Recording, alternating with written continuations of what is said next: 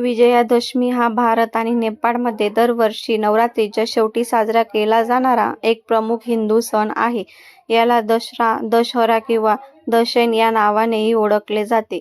हा सण हिंदू दिनदर्शिकेप्रमाणे अश्विन महिन्याच्या 10व्या दिवशी साजरा केला जातो. अश्विन महिना हा हिंदू सौर दिनदर्शिकेतील 7वा महिना आहे, जो सामान्यतः सप्टेंबर आणि ऑक्टोबर या ग्रेगोरियन महिन्यात येतो. विजयादशमी म्हणजेच अश्विन शुद्ध दशमी हा दिवस भारतीय संस्कृतीत महत्त्वाचा मानला जातो. देवीच्या घटांची स्थापना अश्विन शुद्ध प्रतिपदेला केल्यानंतर देवीचे नवरात्र साजरे होते. विजयादशमीला वेगवेगळ्या कारणांसाठी साजरी केली जाते आणि भारतीय उपखंडातील, नेपाळी आणि भारतातील विविध प्रांतात वेगवेगळ्या पद्धतीने साजरा केली जाते. भारताच्या दक्षिणेकडील, पूर्वेकडील, ईशान्येकडील आणि काही उत्तरेकडील राज्यांमध्ये विजयादशमीला दुर्गापूजेची समाप्ती होते.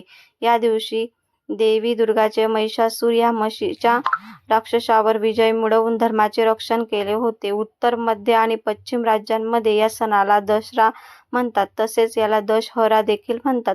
या प्रदेशांमध्ये या सणाला रामलीलाची समाप्ती होते आणि देव रामाने रावणावर केलेल्या विजयाचे स्मरण केले जाते. वैकल्पिकरित्या हा सण दुर्गा किंवा सरस्वती सारख्या देवीच्या विविध पैलूंबद्दल आदर दर्शवतो. विजयादशमीच्या उत्सवात नदी किंवा महासागराच्या समोर मिरवणूक काढली जाते. या मिरवणुकीत देवी दुर्गा, लक्ष्मी, सरस्वती, गणेश आणि कार्तिकेय यांच्या मातीच्या मूर्ती संगीत आणि मंत्रांसह घेऊन जातात. त्यानंतर या मूर्ती पाण्यात विसर्जन केल्या जातात. इतरत्र दसऱ्याच्या दिवशी वाईटाचे प्रतीक असलेल्या रावणाच्या भव्य पुतळ्याला फटाक्यांसह जाळले जाते. या रावणादहन वाईटाचा नाश असल्याचे प्रतीक मानले जाते. विजयादशमीनंतर 20 दिवसांची साजरा होणाऱ्या दिवाळीची तयारीही या सणातून सुरू होते. दिवाळी हा दिव्यांगांचा महत्त्वाचा हिंदू सण आहे.